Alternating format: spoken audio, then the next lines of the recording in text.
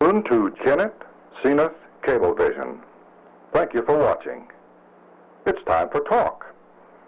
Each evening at this time, Monday through Friday, Rosemary interviews local personalities and others who bring items of interest to this community. Time for Talk is a community betterment service. And now, it's time for talk. It's the 83rd birthday of Mary Ivy and 86th birthday. 86. See, I'm already wrong. And her good friend Nadine Pellis has baked her a homemade cake. And she said to me, she doesn't like icing, so I baked one just like she likes it. And Nadine, she's lucky to have a friend like you. Thank you. Mary Ivy is the most interesting person. We've chatted just a bit with her since we came in, and she knows a lot about the early days in Kennett, and we're going to talk to her about it a little bit. Her parents both came here as slaves, and Mary, your name is Mary Louise. Mary Louise Ivy. Mary Louise Ivy, and you were named after some very special people, I understand. Yes, ma'am. Dr. Bowen's mother and Miss Porterfield. All right, Dr. Bowen's mother was Mary. Mary.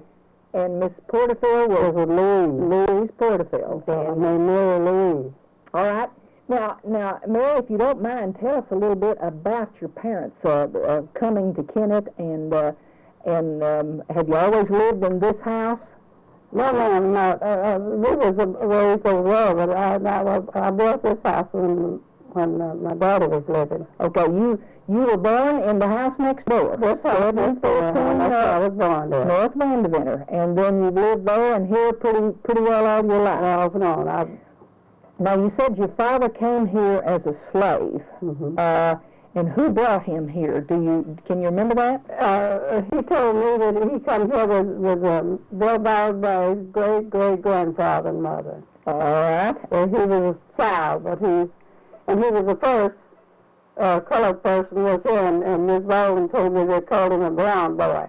He was the first brown boy they ever saw. Okay, now yours was then the first black family here in Kennett. That's so. Sure was. My father was the first one. All right, now your father's name was, what was his name? Nellis Willoughby. Nellis Willoughby. Nellis Willoughby. Now, is that how Willoughby Street got its name, do you think, from your father? Well, that's Dr. Spence said he named after him.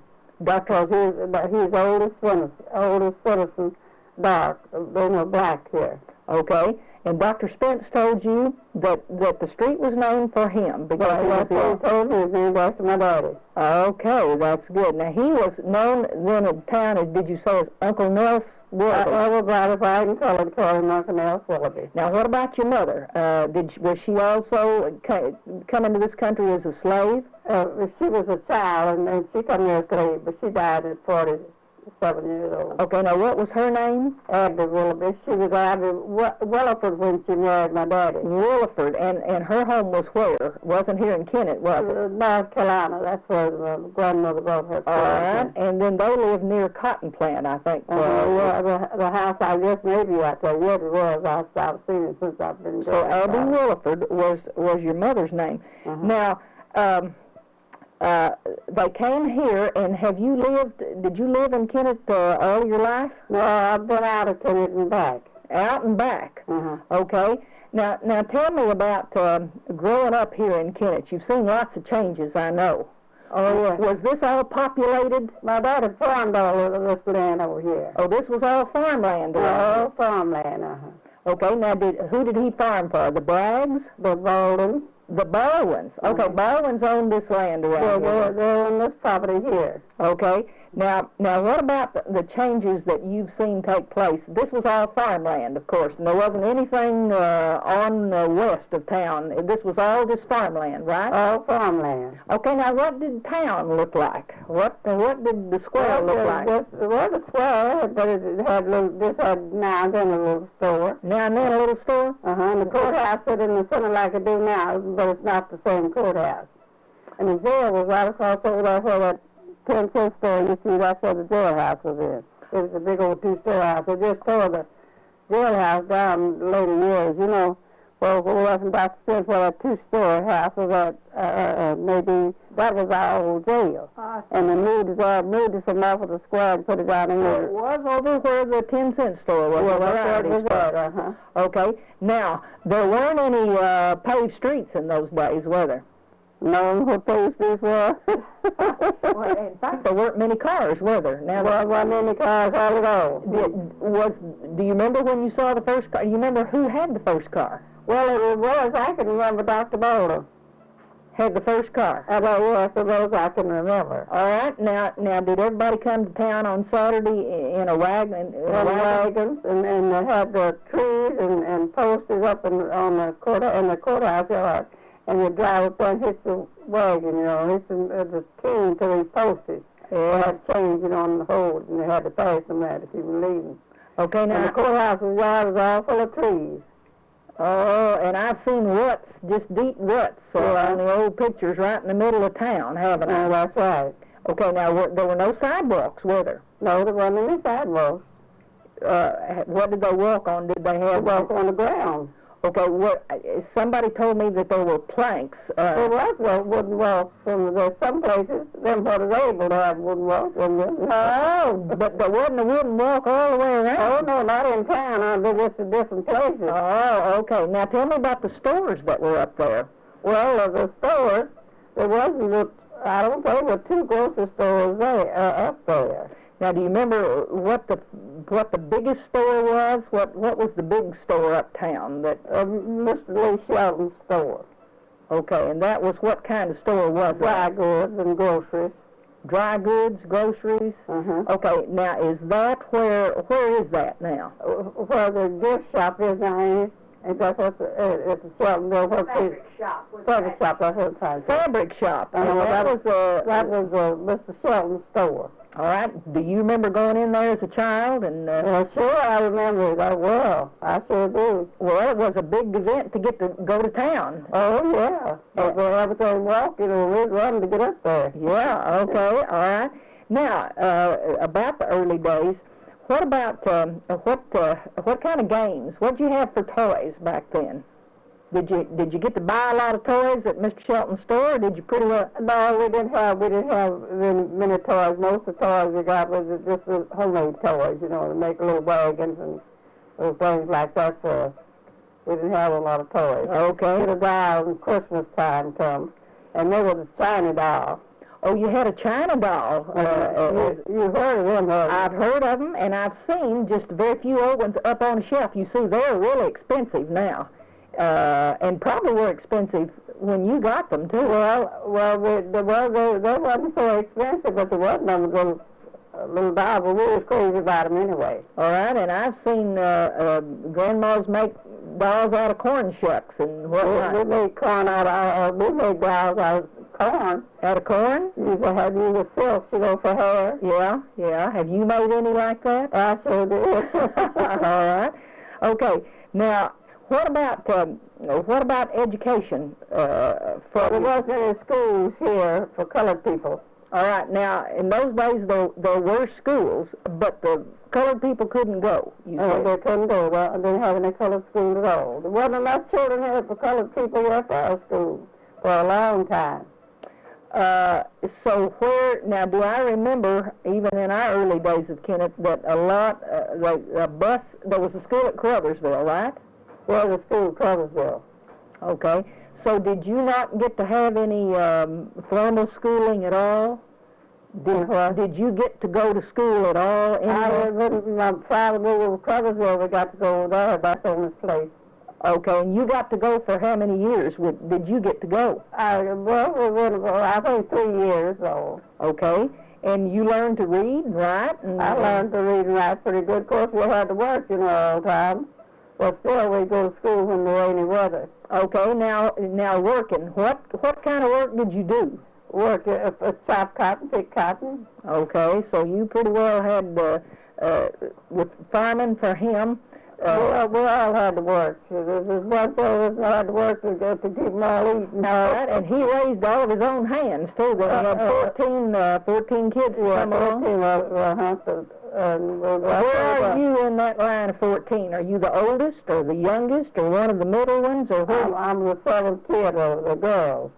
You're the youngest of the girls? No, I'm the seventh one. No. The seventh one of the girls? No, my older sister, I have two sisters, three, I think, older than I am. Oh, okay. They passed away when they were young. Okay. So you did lots of cotton chopping and cotton picking. I sure have. Which did you like better? I didn't like any of it, but you know, you have to do what the parents tell you to do then, you know. And you probably didn't get paid for any of your cotton chopping or picking. It was just expected to no pay to come when you sit down table. That is your pay. Okay, all right, and you just didn't worry about it. Yeah. All right. Now, you talked about the town and the wagons that were up on the square. How far out were their buildings? How far out did town go? Well, it didn't go so very far out. When they got, our house sure was the last house out, going out this way. Okay, now was it settled all the way back into town? Were there houses pretty well all the way? Just here now and then. Okay, all right. Just for a house now and then, different places, but it wasn't thick like they are in the day. All right. But, you know, then now they're thick, but just now and then you see one. All right, now somebody told me in the early days of Kennett that there was a slough that ran right down the middle of sort of a... It's right over here on Main Street. Okay. And called Snipe Slough Bottom.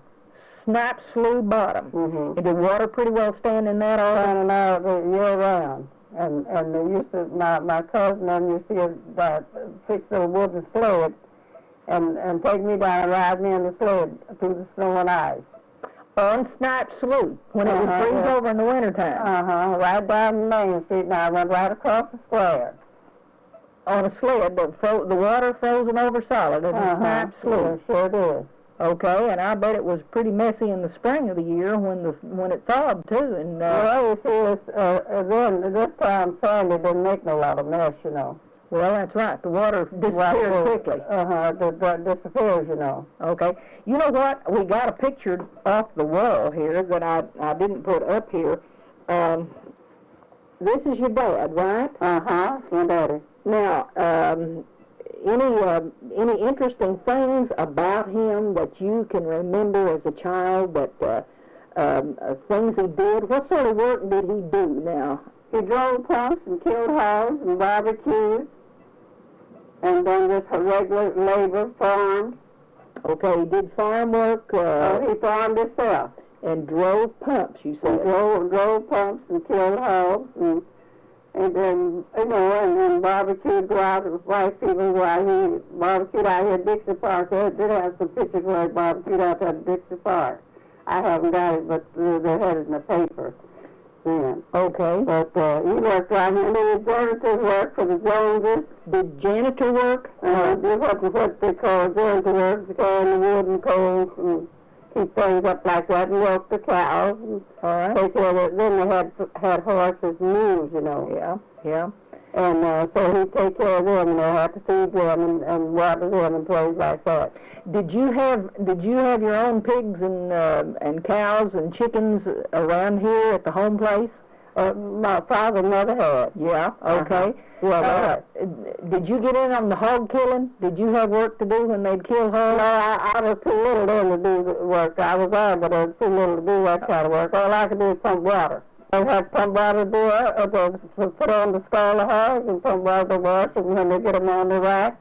Okay, and so you clean the hog like that. He's hanging up. My daddy would clean his hogs like he'd kill them and scrape them, and then hang them up there and gut them. But you were always glad to get to that fresh meat, right?